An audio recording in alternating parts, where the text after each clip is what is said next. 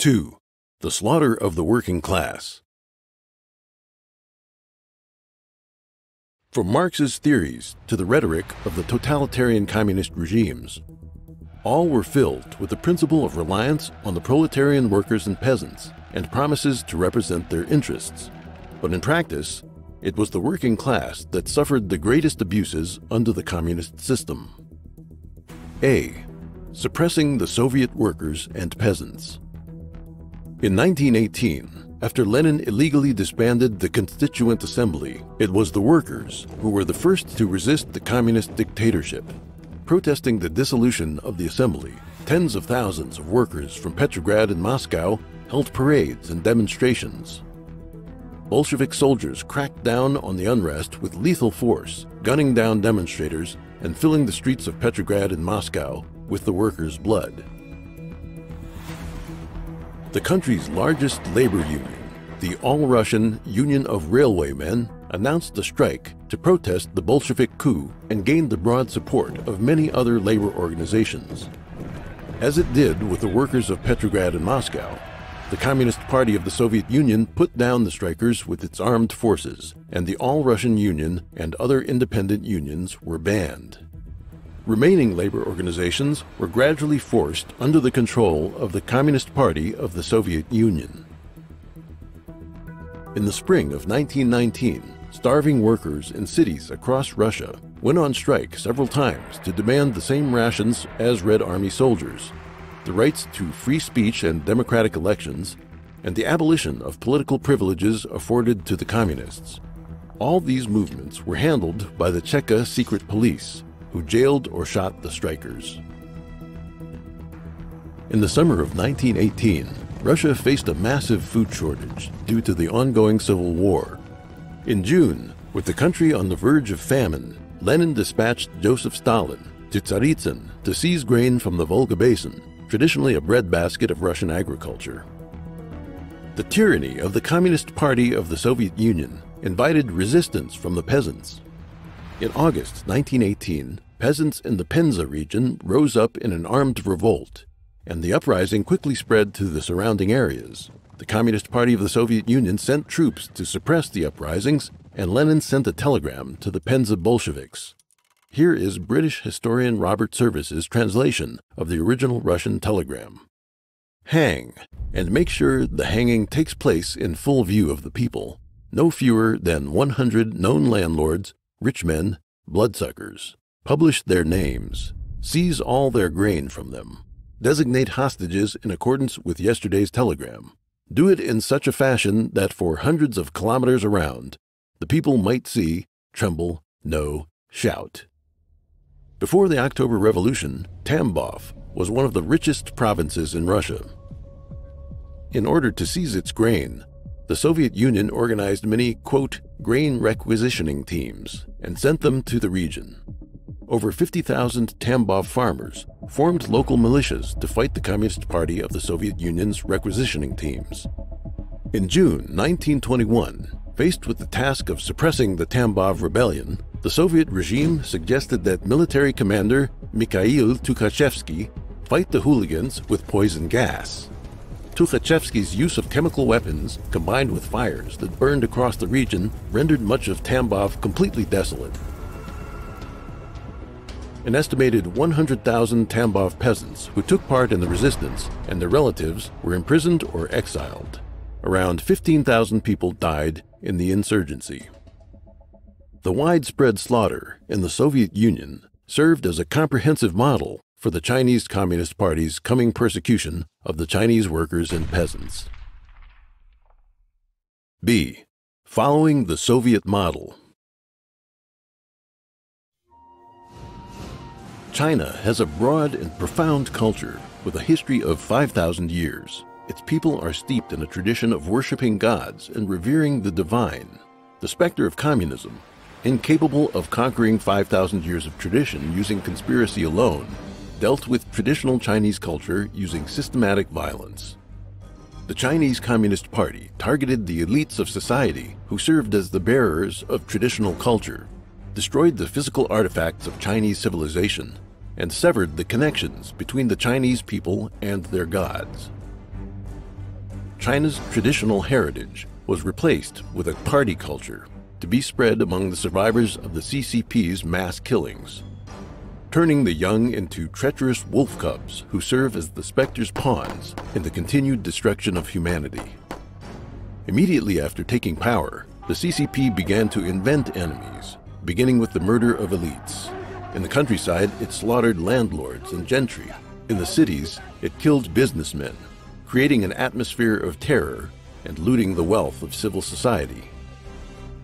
To rouse the peasants to kill landlords and rich farmers and support the new communist regime, the CCP implemented a so-called land reform that promised the peasantry their own land.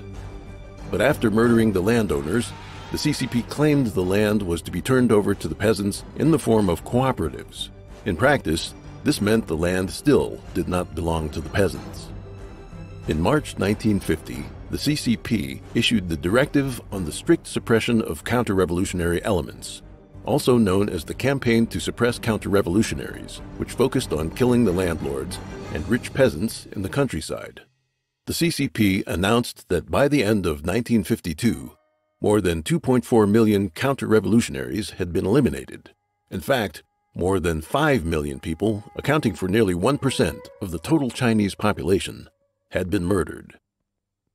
After killing the landlords and rich peasants in the countryside, the CCP launched the 3 anti- and 5 anti campaigns to slaughter wealthy city dwellers. In Shanghai alone, 876 people committed suicide during the movement from January to April 1951, according to incomplete statistics. Among them, many capitalists committed suicide with all of their family members. The CCP did not stop with the extermination of landlords and capitalists. It also robbed the wealth of peasants, small merchants, and craftsmen. After the mass slaughter, the vast majority of the working class remained impoverished.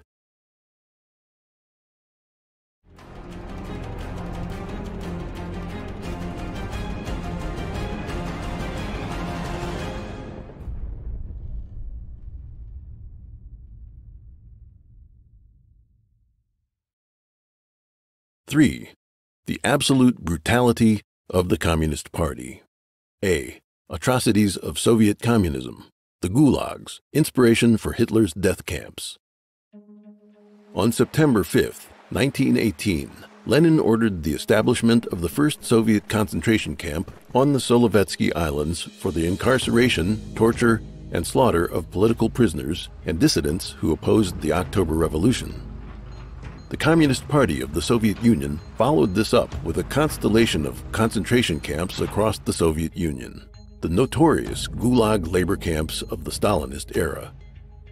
The Gulag system, the term Gulag being an abbreviation in Russian for the main administration of corrective labor camps and settlements, grew to a monstrous scale under the leadership of Stalin as the Communist Party of the Soviet Union intensified its political terror and carried out even greater purges.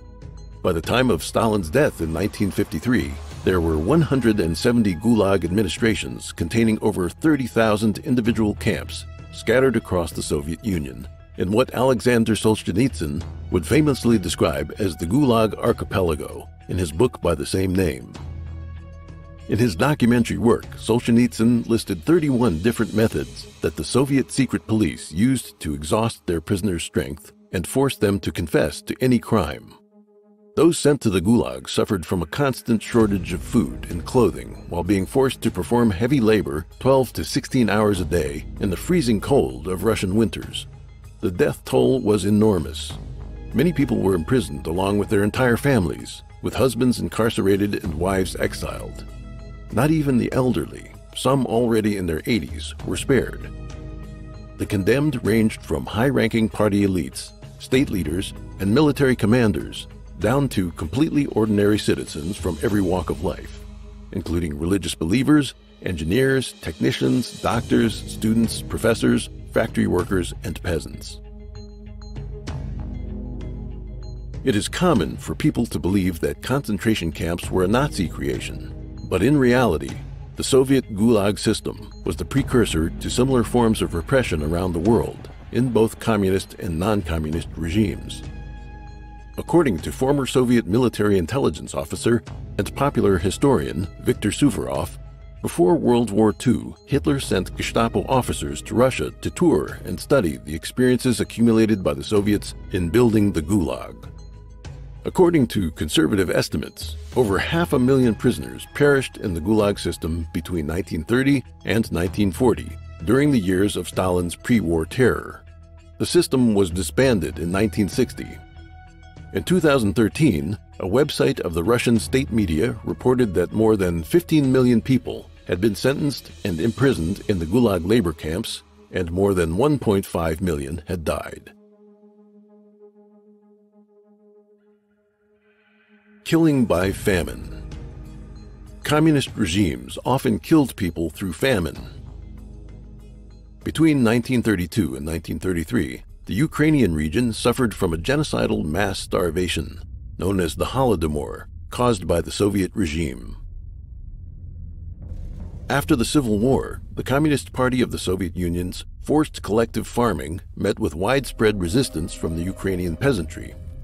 To deal with this, the Soviet regime classified a majority of skilled farmers as kulaks and exiled them to Western Siberia and the republics of Central Asia. The removal of the kulaks was a huge loss to Ukrainian agriculture, and in 1932, production plummeted. In the winter of 1932 to 1933, the Soviet government cut off food supplies to Ukraine and set up security fences along the borders of the republic. At first, Ukrainians survived on the stored vegetables and potatoes in their homes, but these were soon requisitioned by party authorities. A large number of farmers starved to death. In desperation, people turned to eating the dug-up carcasses of cats, dogs, and livestock, and even cannibalism. The authorities prevented villagers from traveling to the cities in search of food. Many people starved to death as they walked along the railways. The Holodomor famine turned more than 1 million Ukrainian children into orphans. Many of them became homeless and had no choice but to beg for food in the cities. To eliminate this embarrassment, Stalin signed orders authorizing police to shoot children as young as 12. Estimates of the death toll during the Holodomor range from about 2.5 million to 4.8 million. During the famine, bodies of the victims could be seen all over the streets of Kharkov, the Ukrainian capital. The Great Terror turns on the Soviet elite. The purpose of the communist specter is to destroy all of mankind, including, eventually, its own followers.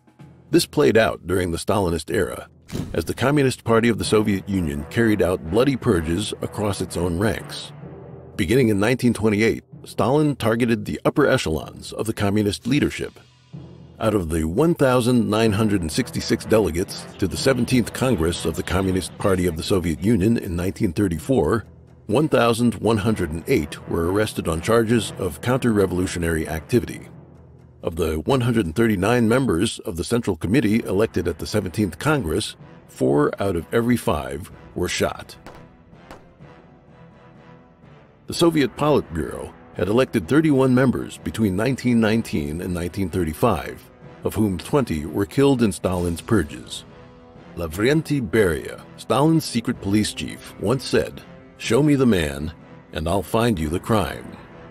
Except for Stalin, all of the Politburo members remaining at the time of Lenin's death in 1924, Lev Kamenev, Grigory Zinoviev, Alexei Rykov, Mikhail Tomsky, and Leon Trotsky, were executed or assassinated by 1940. No section of society was spared in the Great Terror. Repression in the religious, scientific, educational, academic, and artistic fields preceded the purges that gutted the military and political elite. The main victims of Stalin's terror were ordinary Soviet citizens.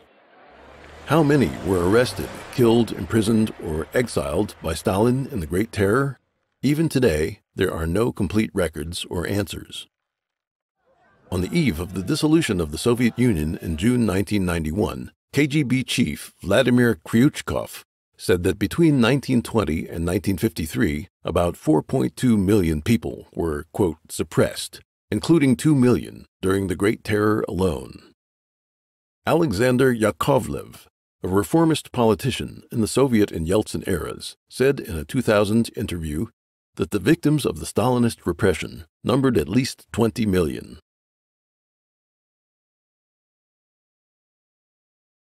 B. Atrocities of the Chinese Communist Party. From 1949, the year the Chinese Communist Party, or CCP, regime was established, to 1966, tens of millions of Chinese lost their lives in the campaign to suppress counter-revolutionaries, the 3 anti- and 5 anti-campaigns, the anti-rightist campaign, and the Great Famine caused by the Great Leap Forward. This period was followed by bloody struggles within the CCP. As a new generation of Chinese, raised to be atheist wolf cubs, indoctrinated in the education and party culture of communism, came of age, the communist specter launched a campaign of even more rampant killing and destruction to wipe out 5,000 years worth of traditional Chinese culture. The Great Chinese Famine. Between 1959 and 1962, China experienced the world's deadliest famine. To deceive the world, the CCP still claims it was, quote, 3 years of natural disasters. In fact, in 1958, the CCP had rashly begun the People's Commune movement and the Great Leap Forward campaign.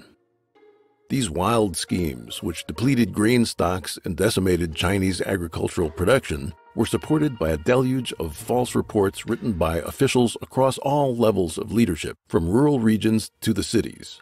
The CCP used these reports as justification for collecting grain from the peasants, who were forced to turn in their food, seeds, and animal feed to the regime. The CCP's administrative organs at all levels sent teams to the countryside. They used torture and interrogations to squeeze the last morsels of food from the doomed peasants.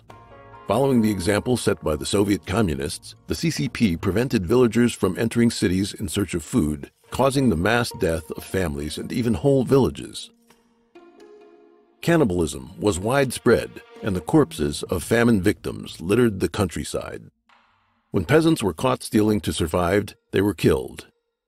The grain seized by the government was traded for large amounts of Soviet weaponry, or for gold that the CCP used to pay off debts, as it turned a blind eye to the loss of Chinese lives.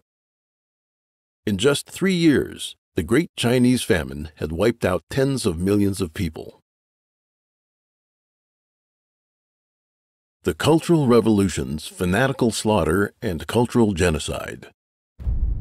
On May 16, 1996, the CCP published the Notice of the Central Committee of the Chinese Communist Party, which marked the beginning of the Cultural Revolution. In August, with the children of high-ranking CCP cadres leading the way, students from secondary schools in Beijing formed a band of Red Guards. The mob went on a rampage across Beijing in a frenzy of ransacking, assault, and killing. By the end of the month, known as Red August, thousands of people in Beijing had been murdered. In the Beijing district of Daxing, 325 people were killed in 6 days, between August 27th and September 1st, across 48 production brigades of 13 people's communes. The dead varied in age from just 38 days to 80 years, and 22 families were wiped out completely.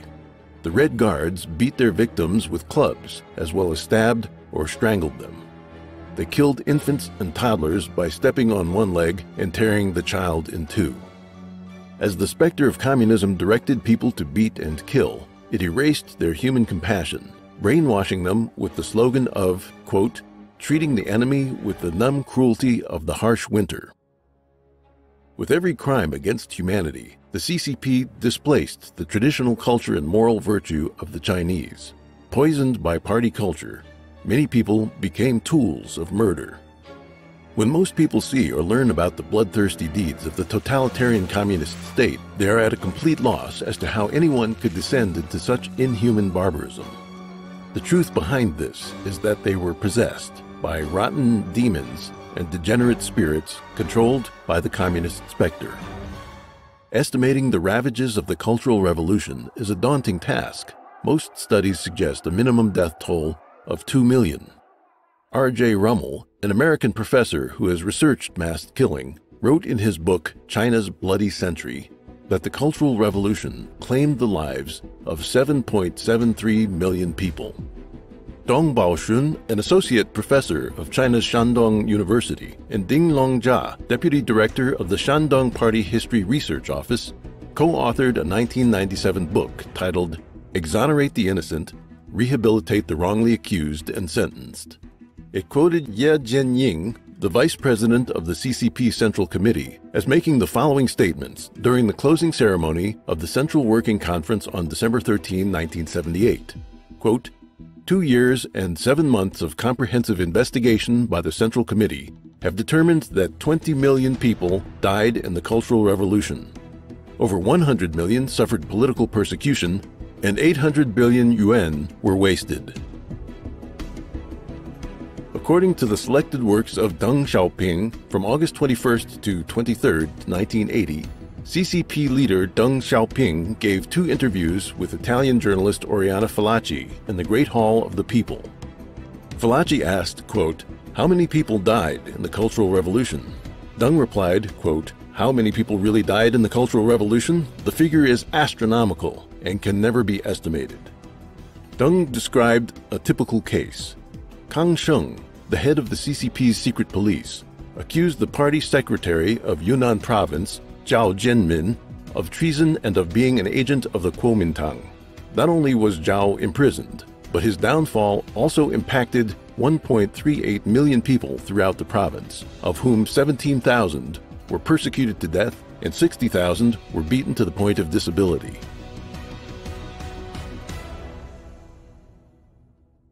Unprecedented evil.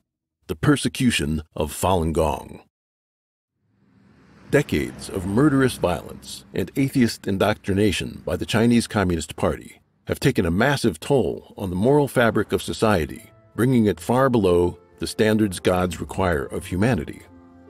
Even many of those who still believe in gods are ignorant of genuine faith, since they are trapped in the sham religious organizations controlled by the CCP. Should the situation continue to degenerate, humanity will face certain extinction, as prophesied in the holy texts of every ancient civilization. During the spring of 1992, to restore human morality and provide a path to salvation, Mr. Li Hongzhi taught Falun Gong, also called Falun Dafa, a spiritual practice based on belief in the principles of truthfulness, compassion, and tolerance. Uncomplicated to learn, Falun Gong spread across China in a few short years. As practitioners, along with their relatives and peers, experienced miracles of improved health and character, tens of millions of people took up the practice in China and around the world.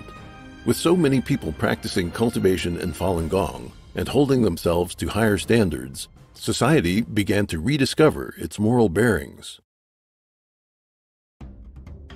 But the specter of communism is bent on preventing man from being saved by the Creator. For this reason, it destroyed traditional cultures and corrupted human moral values. Naturally, it sees Falun Gong as its greatest adversary. In July 1999, then CCP leader Jiang Zemin unilaterally ordered the systematic persecution of Falun Gong and its practitioners.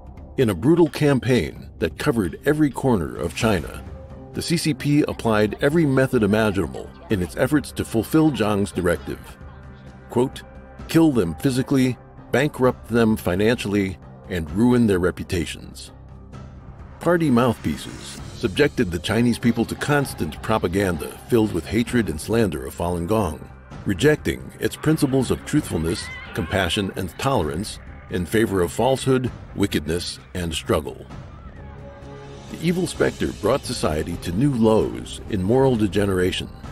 In an atmosphere of hatred and repression reactivated from dormancy, the Chinese people turned a blind eye to the persecution happening around them, betraying Buddhas and gods. Some sacrificed their conscience and participated in the campaign against Falun Gong, ignorant of the fact that they had damned themselves in the process. The communist specter did not limit the persecution to China.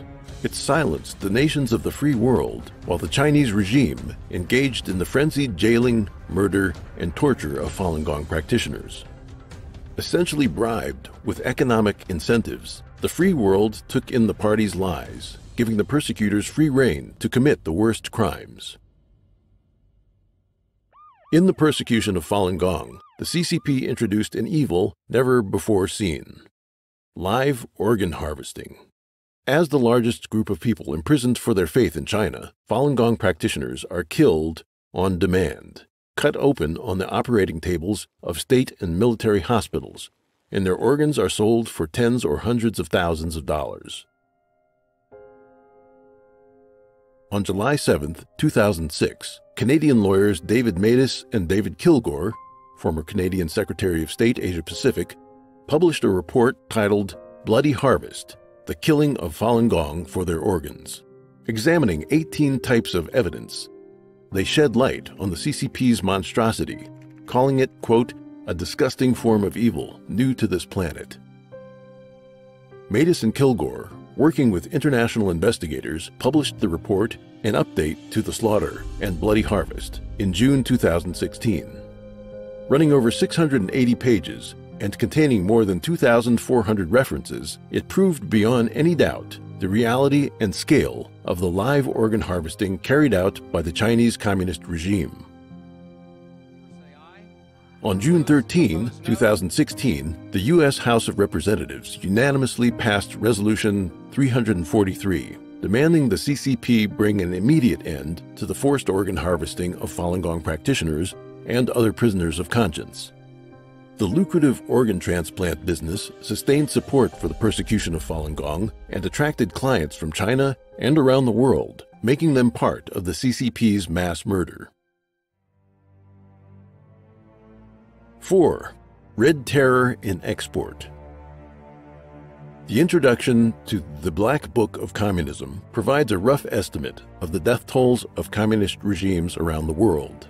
It verified a figure of 94 million, including the following: 20 million in the Soviet Union, 65 million in China, 1 million in Vietnam, 2 million in North Korea, 2 million in Cambodia, 1 million in Eastern Europe, 150,000 in Latin America, mainly Cuba, 1.7 million in Ethiopia, 1.5 million in Afghanistan, 10,000 due to, quote, the international communist movement and communist parties not in power.